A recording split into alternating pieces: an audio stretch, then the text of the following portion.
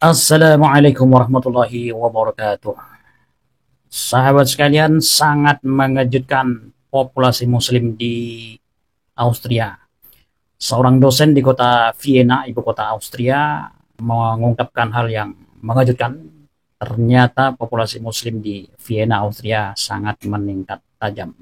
Seorang dosen, komentator, podcaster, dan juga dia mempunyai banyak jabatan sebagai kepala pusat sejarah terapan di Budapest, ya, MCC Budapest, kemudian seorang kolumnis di Brussels Signal, memposting sebuah informasi di akun X miliknya.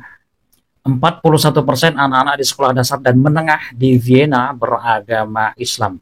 Dan ini adalah postingan bagaimana dia menunjukkan sebuah perasaan panik dan cemas bagaimana Islam ternyata sudah sebegitu berkembang pesatnya di negara dia. Dalam ingatan orang masih hidup, Vienna akan menjadi kota muslim. Itu yang dia khawatirkan. Mungkin seperti itu, dan disertakan dengan tabel di sini dengan berbahasa Jerman. Anak-anak yang beragama Islam itu sangat mendominasi di sekolah dasar dan menengah, ya, dengan jumlah 41,2%. Kemudian kekristenan, ya, Christlicher Glaube atau kekristenan, ya, iman Kristen secara keseluruhan adalah 34,5% saja, dibagi menjadi Katolik sekitar 17%, 17,5%, Ortodok 14,5%, Evangelis di hanya 1,7%,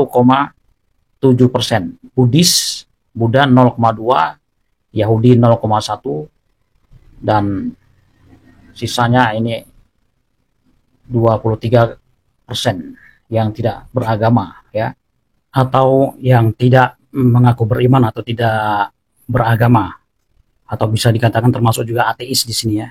23,0%. Wow, sangat mengejutkan. Jadi 41%, ya, lebih tinggi dari semua komunitas, dari semua kekristenan, bahkan ateis sekalipun.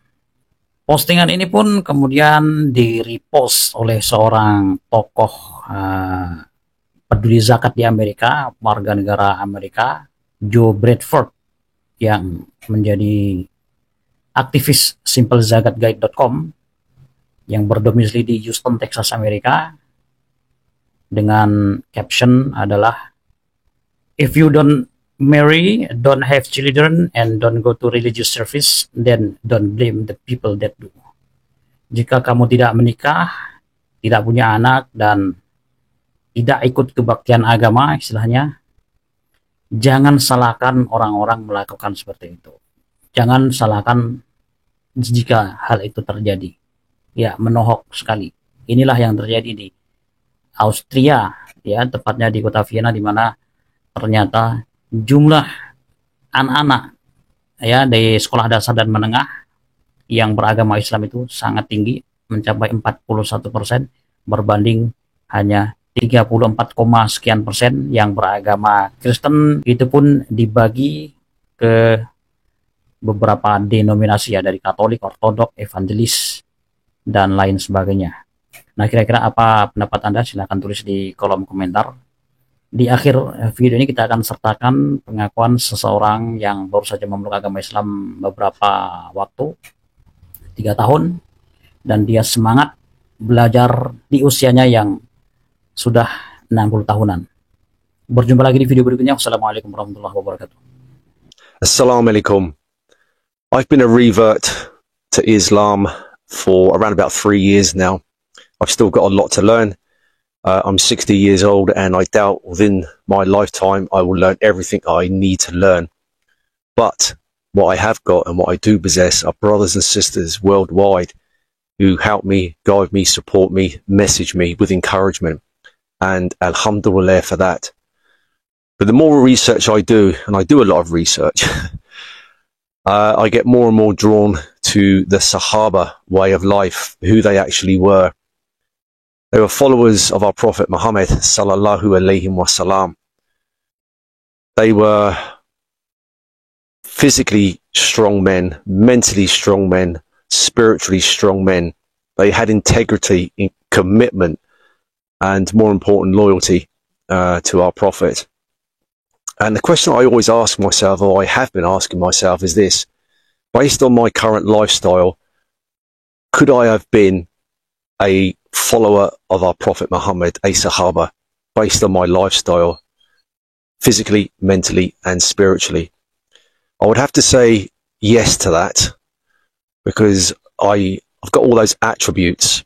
But my question to you, and it's not calling out any Muslims whatsoever, it's just a question I'm throwing out there to you, is that if you were to look yourself in the mirror as a Muslim, would you be able to say to yourself, yes, I would have been a great follower of our Prophet Muhammad, a Sahaba, both physically, mentally, or spiritually? Because if you're lacking in one of those departments, then it's really important that you get to work and start working on one of those aspects in your life. None more so than today, and in today's society. We need to stick together as Muslims. We need to stick together as a family, as an ummah, and move forward together. So this is not calling anybody out. It's just the research that I've done, just to give you some information on my mental thinking. And yeah, look at yourself in the mirror and ask yourself a question: what things do you actually need to work on as a Muslim? Assalamu alaikum wa rahmatullahi wa barakatuh. Allah Akbar.